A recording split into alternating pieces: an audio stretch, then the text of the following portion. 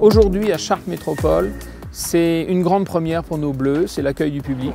C'est effectivement faire des amphicabines, accueillir le public et surtout un jeune public, qui est à la fois le public le plus enthousiasmant parce que c'est merveilleux de voir ces visages d'enfants absolument réjouis d'approcher les avions, de toucher nos avions, de monter à bord de nos avions, de toucher les commandes.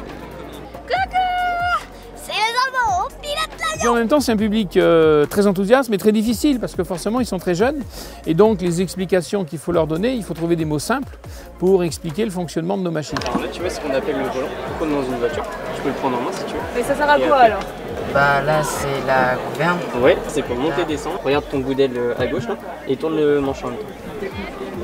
Puis après, on a plein d'instruments qui servent à la navigation, au bon fonctionnement du vol. Donc tu vois, tout en haut à gauche, c'est la vitesse, c'est écrit airspeed. C'est en kilomètres. Non, c'est en nœuds. Tu as une petite conversion à faire. Quand on est à 100 nœuds, par exemple, on est environ à 180 km/h, 185. Vertical speed. Oui, ça c'est ton indicateur de vitesse verticale. En montée, par exemple, ça t'indique combien est-ce que tu prends de mètres par minute. Après, Mais pour parler à la TC. Ah, on parle en français. En La France. TC, tu connais? Oui. Bah, j'ai un simulateur chez moi. Ah, oui. Tu vas te mettre au VIA alors, si tu connais un peu, tu t'es renseigné? Ouais. T'aimerais bien? Puis après, vers 15-16 ans, tu commences à voler, et puis si ça te plaît, tu continues et tu nous rejoins dans quelques années. Aujourd'hui, donc, on a rencontré le public pour la première fois. Ça s'est vraiment bien passé, on a accueilli peut-être une quinzaine de personnes, nous deux. Mais c'était vraiment sympa de les voir émerveillés, de monter dans un avion pour la première fois, et on est vraiment content de pouvoir partager notre passion aujourd'hui, de leur montrer que tout est accessible et que si c'est leur rêve, ils peuvent foncer et y aller, quoi. L'examen théorique, c'est comme le code en voiture. Il va y avoir des modules supplémentaires, par exemple, il faut bien savoir analyser la météo. Ça, on n'apprend pas quand on passe le permis voiture. Ensuite, il faut apprendre à parler à la radio avec les organismes de contrôle aérien. Mais le pilotage en lui-même est assez intuitif finalement. C'est de l'envie surtout. L'envie, de l'investissement personnel, mais le niveau, du moment qu'on a envie, c'est très accessible. Beaucoup plus accessible que ce qu'on peut penser. T'es prête à passer ton permis? Bah oui. Après votre vie, je vais vous laisser la place et comme ça vous prendrez des commandes de pilote.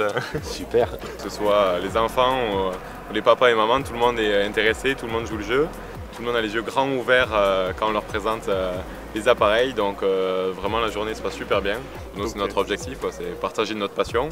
On a commencé comme ça en rencontrant des passionnés et on est rentré dans la grande famille aéronautique et si on peut en faire rentrer d'autres, ce sera génial. Ouais, c'est parfait.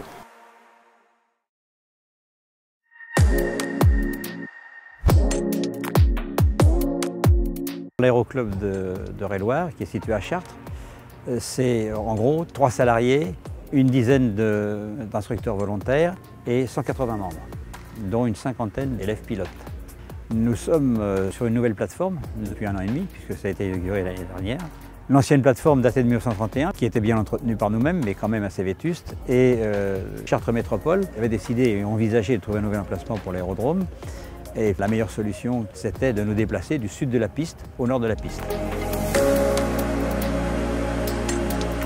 Il y a eu pratiquement 3 ans de travaux et comme vous pouvez le constater aujourd'hui, nous sommes dans des locaux ultra modernes et je pense que nous sommes un des seuls aéroclubs en France à disposer de tels locaux et d'une telle plateforme.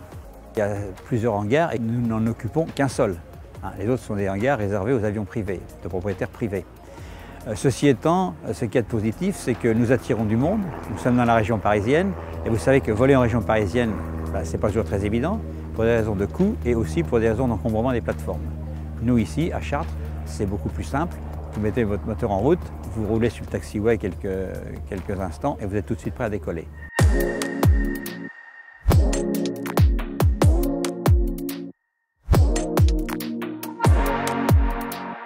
Notre politique de recrutement, c'est les jeunes pilotes. On souhaite avoir de plus en plus de jeunes. Pourquoi? D'abord parce que les jeunes, ils ont de l'avenir. Si on fidélise les gens, on aura plusieurs années des pilotes devant nous. Ensuite, parce que les métiers d'aéronautique aujourd'hui, ce sont des métiers d'avenir. Vous savez comme moi que toutes les compagnies recrutent. Et donc, beaucoup de nos jeunes pilotes sont aujourd'hui en compagnie. Nous en avons formé au moins une dizaine qui aujourd'hui sont pilotes en compagnie ou dans les forces armées, armées de l'air et à l'AT.